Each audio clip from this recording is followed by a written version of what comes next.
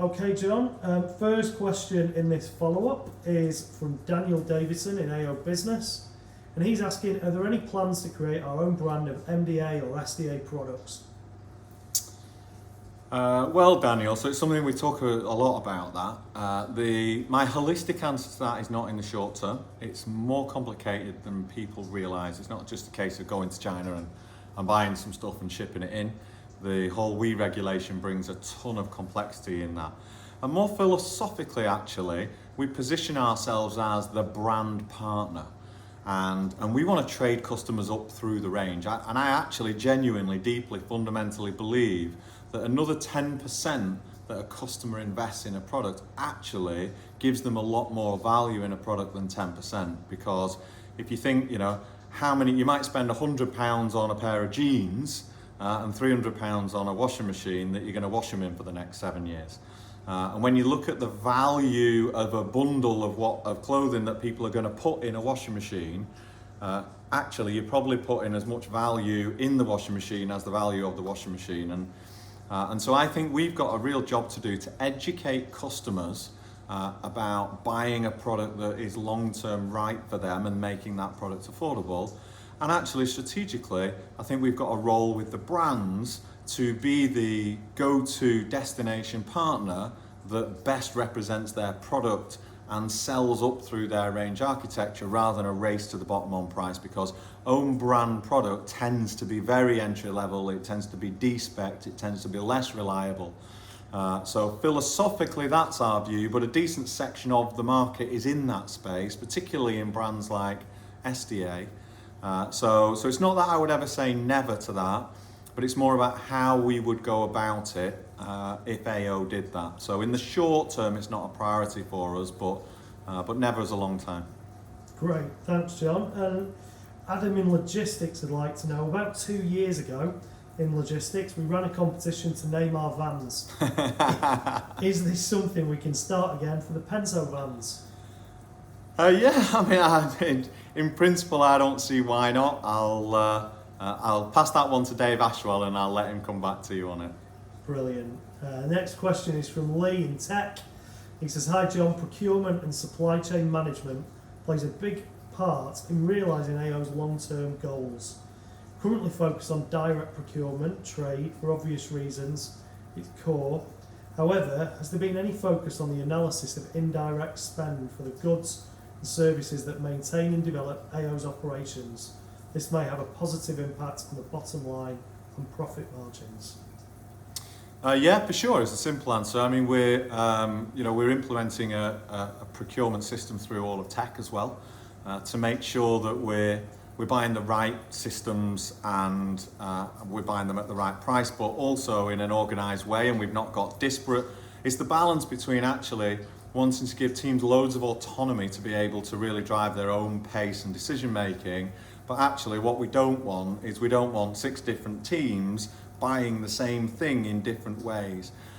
From a system point of view as well, we also have security things that we've got to take into account as well. So, again, we want real pace and autonomy, but we've got to make sure that the contracts that we're signing up to are sensible, and we need to make sure that whatever we're bolting into our systems passes mustard from a security perspective. So the simple philosophical answer would be yes, but also in that I don't want to start putting grit in the machine around what people can do and what people can't do. We already have a huge burden that goes through our legal department that most people don't see on keeping us safe around these things, and from a security point of view in tech to keep us safe as well.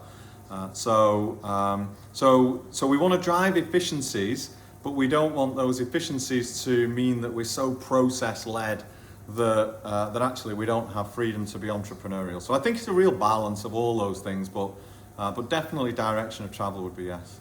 Great. And we're over to Germany now for the next couple of questions. The first one is from Peter in logistics. Could video calling, or in future virtual reality, be an option to increase customer experience? Yeah, so we're seeing video calling happening in Currys stores in the UK. So for you, Peter, the equivalent of MediaMarkt in the UK. But actually, I don't see that as the destination. Customers start their shopping journey online, and so that is what they're telling us by that. is that they want the information to be online and presented in the right way there.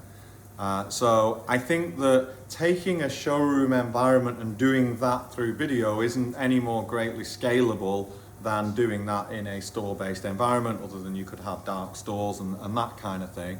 I think the real magic is the principle that we're striving to get to through our creative and multimedia, which is to do for product content what Pixar did for animation. And that's what we've got to obsess on. So we might do some trials, but they'll be short term, and that's firmly the destination, is to make it digitally brilliant, completely repeatable and scalable. Right. And the next question is Christoph, who's in Ecom in Germany. He asks, when are we planning to build a recycling plant in Germany as well? Yeah, another great question. Those conversations are ongoing at the minute. We're also talking to some of the branded manufacturers about what their options are. It's a reasonably dysfunctional recycling market in Germany. So we think there's loads of opportunity, but it's also a major financial commitment for us to do it. And it's a long-term commitment. So we've got to make absolutely sure that the longevity of the business to feed that machine is there, and make sure we build it to the right scale. So we've got to be very considered and not rushed in how we go about that. But we're definitely having those conversations as we speak. Great. The next one is from Nils in Customer Experience. Is there a plan to offer same-day delivery? The short answer to that is yes. I was hoping that would come with the launch of the Tesco stores, because the concept was going to be that you go into store in the morning, do your big shop, order your washing machine, and have it delivered and installed in the afternoon. That didn't happen because obviously we were dealing with COVID as the stores launched, and we had to reprioritise a load of stuff. But on direction of travel, definitely.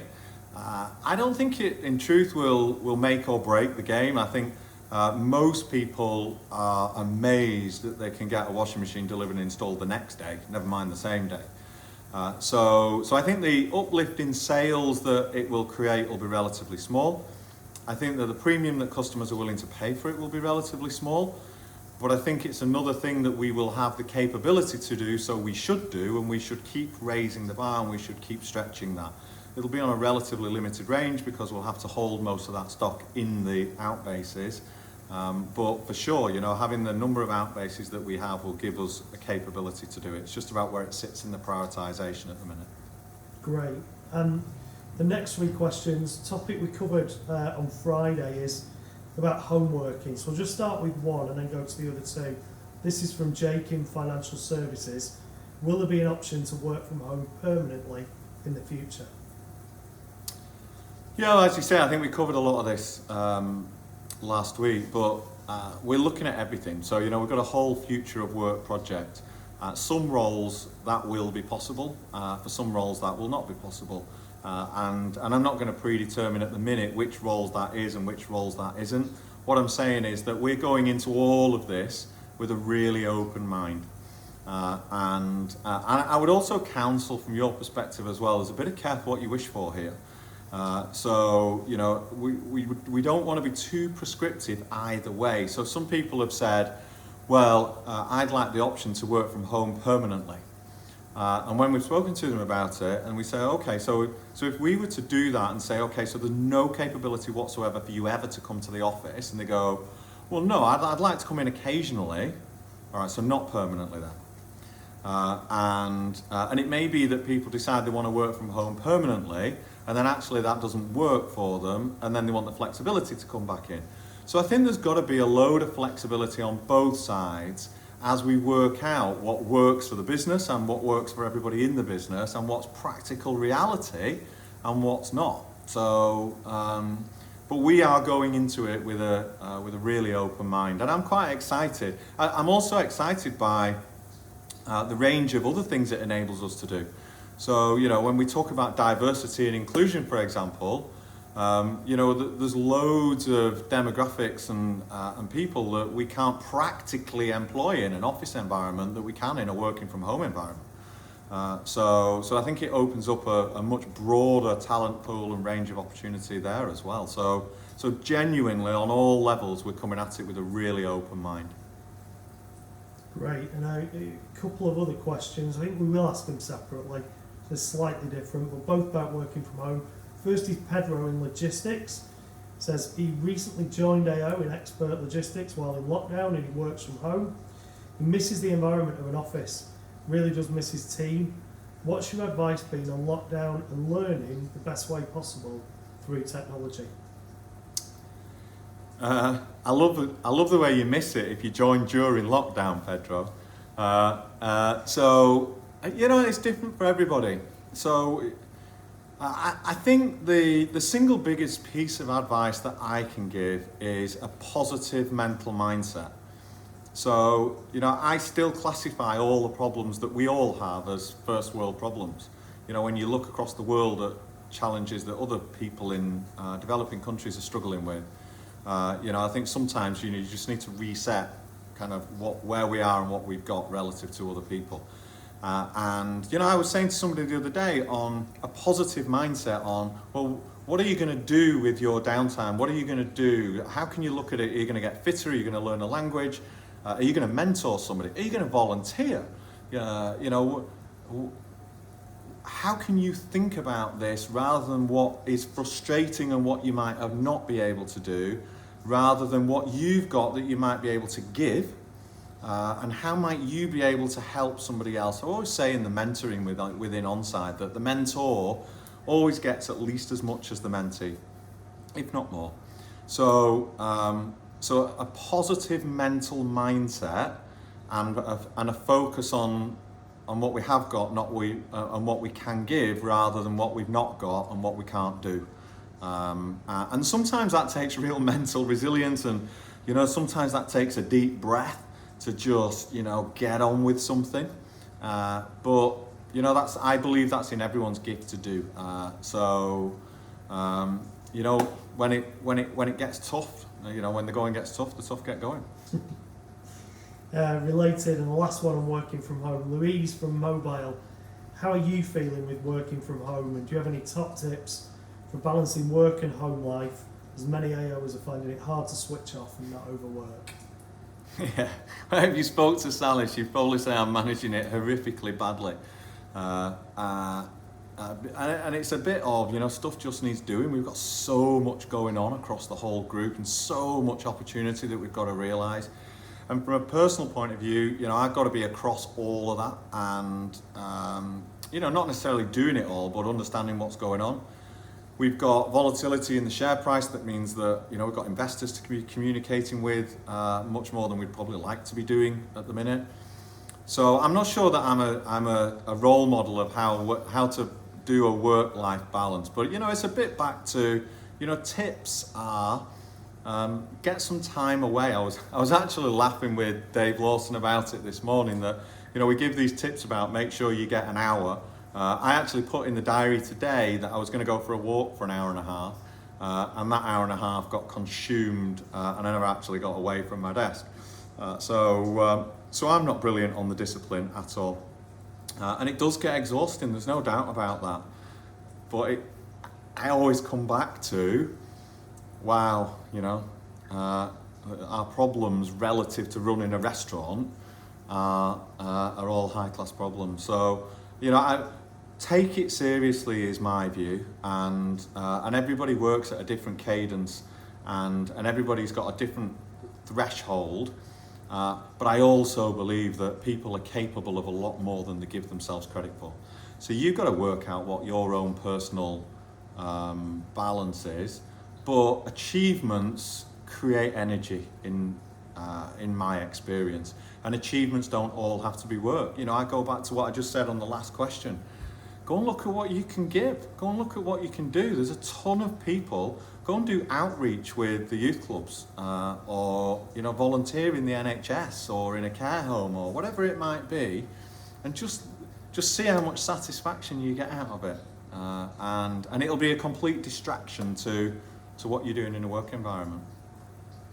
Lovely. The next question, completely different topic, is James in Econ. He says, hi, he's new to the business, week 5, and he works in the findability product team. He's not yet familiar with warehouse and logistics operations, but one of the other questions from Friday triggered a thought. He's thinking about being fit for the future and how far down the smart or automated warehousing journey are we? Is this a consideration if we are not yet on that journey, especially given our approach to moving into new markets? Yeah, well, ironic if somebody in the findability scheme hasn't managed to go and find that information out for themselves. So we don't have automation currently in our operation, and that gives us a structural disadvantage in categories with smaller products, where margins are smaller and the cost to pick, pack, and ship it is, shall we say, is much smaller in terms of the budget that you've got to spend on that. The investment around automation is significant and in a lot of ways is inflexible. So what we're doing at the minute is we're doing a classic AO approach to it, which is build the problem. So build the front end. Let's get ourselves to 10% market share. Let's build a problem that's worth solving in terms of the cost that we'll be able to take out. And let's understand the scale of the problem. So if we get to 10% and we genuinely believe we can get to 25%, let's build the automation to run 25%. Let's not build the automation to be 10% market share before we understand what's possible and what's not. And then you'll very clearly be able to do a scientific analysis of, well, if we do that, what does that save us? And we can, because when the great thing about that is that's not a negative message, we can just redeploy those people across the business because we're growing in so many different directions. So that's how we'll be going about that. But there are some desktop studies that are going on at the minute as far as that's concerned. But in terms of direction of travel, I guess logically it kind of has to be the case. Great. Well, James in his question mentioned international expansion. This is another one from Phil in AO Business on that topic. With the expansion into Europe and globally, will this be done under AO World, i.e. the same stock market listing, therefore going towards our VCP goal and other future long-term goals? Simple answer is yes, 1,000%. Everything we do in every bit of the business, everything cascades up, condenses up, whatever you want to call it, up to the AO share price. It's one entity. We don't play any games. We don't do any of that from a founder perspective. We don't have side deals on property going on. We don't have any complexities whatsoever in that regard. Every bit that everybody contributes to the greater good of everybody, and long may that continue. Terrific, that's clear. Shona in Logistics has got a question. This relates to one from Friday, and actually that one on Friday, it's about Driverline. A couple of the engineers who weren't able to join us at State of the Nation have commented on that question, so this is probably quite a hot topic in logistics. What steps are you thinking of taking in improving Driverline response to improve the overall customer experience? We're going to answer the phone infinitely quicker to give the drivers an infinitely better experience and support them when they're out on the road. I've got a session next week to work out exactly how we do that, but we will be investing to make that happen, and we see that absolutely as fundamental for how we set our drivers up for success. So that will be happening. It's not a switch I can flick overnight, but it'll be happening pretty quickly. So it should be a matter of weeks, not months. Great. We'll let those engineers know that commented over the weekend. Next question is Linda, also in logistics. How did you react when Brighthouse went into administration? So I was on with mixed emotions actually. So I was on a mission to kill Brighthouse because I think it's very unfair that those that can afford, at least in life, tend to always pay the highest price, quite sadly. And boy, isn't COVID making that point in spades. However, I spent a lot of time with the FCA, the Financial Conduct Authority, and with the Treasury, talking to them about this ahead of it. And there's a lot of, frankly, do-gooders, and they're all very clear on who they want to kill. And we must get rid of Brighthouse, and it's terrible that people pay these rates of interest, and they all sit around these tables in Westminster, banging the desk going, oh, isn't it shocking? And I would sit there and go, okay, that's fantastic. So when you kill them, those people that shop with them, where are they going to shop? What are you going to do in its place to solve more fundamentally the problem for people in that world? And they have no solutions. And honestly, it's pathetic how devoid these people are of ideas. They're very good at criticising everything, but they're not actually very good at building any fixes or sustainable structural solutions to it, and it drives me insane. We've spent 5 years in our rental business trying to come up with a viable solution for it, which we think we found, that doesn't work, frankly, without the support of housing associations, and we believe with some government support. But it's tiny government support relatively in the grand scheme of life. And frankly, classically with government, they've demonstrated themselves to be absolutely useless. So on the one hand, you know, it's progress that Bright House isn't there anymore, but actually, all it does is force the problem underground, and so, you know, lots of those people now go to loan sharks that charge even more to get those products, and so just because Bright House have gone bust doesn't mean the problem has been solved, and I can promise you that problem has not been solved. So we'll keep working away on it, but you know, it does need a number of different parties to come together on it, and it needs the government to take some leaps of faith. It needs housing associations to pull the finger out their arse and actually do something and live all these social values that, frankly, in my experience, are broadly nonsense. And until that happens, sadly, we're unlikely to get any real traction on the model that we've built. So they say it's the hope that kills, and I keep hoping that we'll be able to make a difference, but how fast it will be, I don't know. Great. Now, Toby from Customer Experience, he's asking, what are your thoughts on the current offering from AO Finance? Can you provide any update on the future plans and your vision for AO Finance? Yeah, so we have a very clear vision. It's interesting that follows the last question. My view of AO Finance is that we're all about making the products that we sell affordable at the lowest possible cost relative to your credit score. So if your personal credit score is very low, sadly your cost of finance in the current world is going to be lower. The cost will be higher. We do not philosophically want to make any money at all out of finance. If you look at Apple products at the minute, you can see that we're offering up to 3 years interest-free credit on all Apple products. I mean, I think that's a first across the whole industry on Apple products. And we're not making any money pretty much because of that on all those Apple products that we're selling. But we're using it as an interesting trial to see, you know, quite what that can do. So I think, you know, we'll come out with different products at different times. We're working with New Day on how we can get more acceptances and how we can maybe lower rates, but it is fundamentally driven by people's own credit score.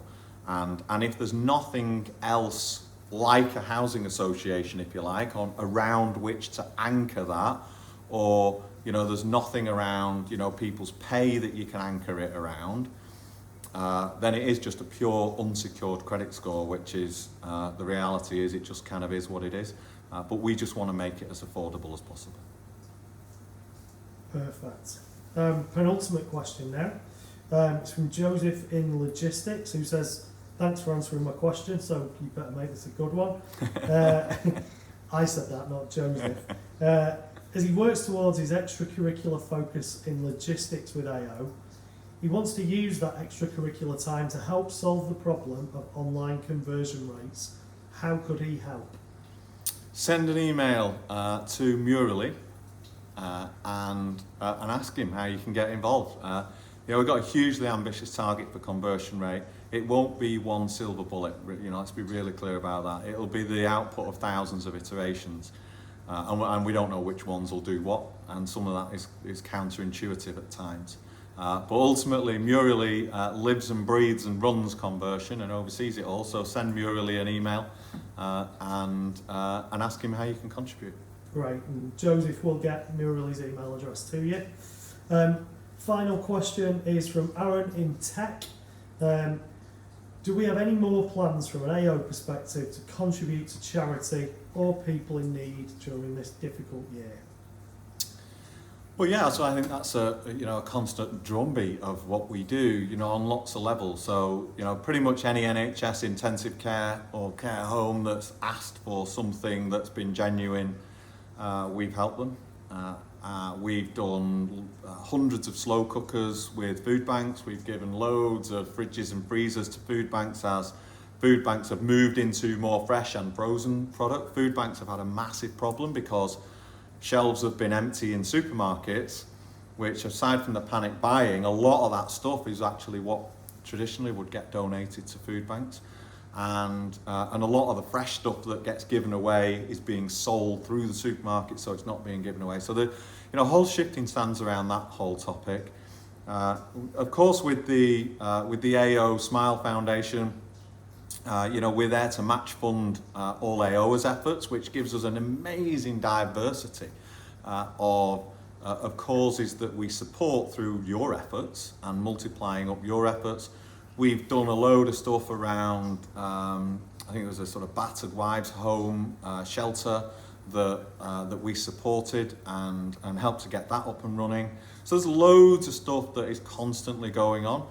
And the more successful the business is, frankly, the better position we're in to be able to help more people. So I like to think we're always doing our thing. We've got our tie-up with Onside. We've been giving laptops away to young people. Loads of you getting involved with mentoring and outreach. So thank you very much for that. And an amazing feedback from that as well, which isn't always giving money, but giving of thyself. And really truly making a difference for some people. And looking ahead, I'm a great believer in how we fix things structurally. So that's how we're thinking about topics as a business as we go forward. And we've got a few projects that we're looking at. I'm not going to prejudge those by going through them now, but the philosophical answer to the question is we take phenomenally seriously the responsibility that we have in society and in the communities in which we operate. We've always had a bias for helping kids and young people, as they're technically known now. And I don't see that massively changing, but it's also not a straitjacket that we have to stay within. So philosophically, yes.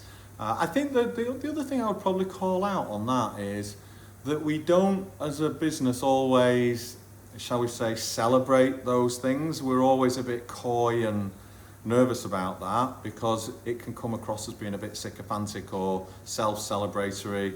So there's an element of it, like the NHS intensive care units and giving them a coffee machine or whatever it might be. You just sort of do it and get on with it. We don't need fanfare for stuff like that. So there is a definite drumbeat of things that are going on all the time. But I would throw that back to all of you again. There's thousands of us. The Smile Foundation sits ready to double your efforts and match fund everything that you do to be able to really multiply the effect of AOs for the causes that matter for you. So yes, we can do stuff as a business, but actually what can we all do together through the collective efforts and the disparate impact that you can all create and really make a difference as AOs. Great. Well, at the risk of sounding sycophantic, John, thanks for 2.5 hours of your time answering people's questions. It's been really well received and everybody's dead grateful. Great, and thanks very much for posing the questions. It's been a pleasure. Hopefully the answers have been straightforward, candid. I always like them to be. And wherever there's feedback, please make sure you get it. And if you don't, feel free to chase us up on it. All the best.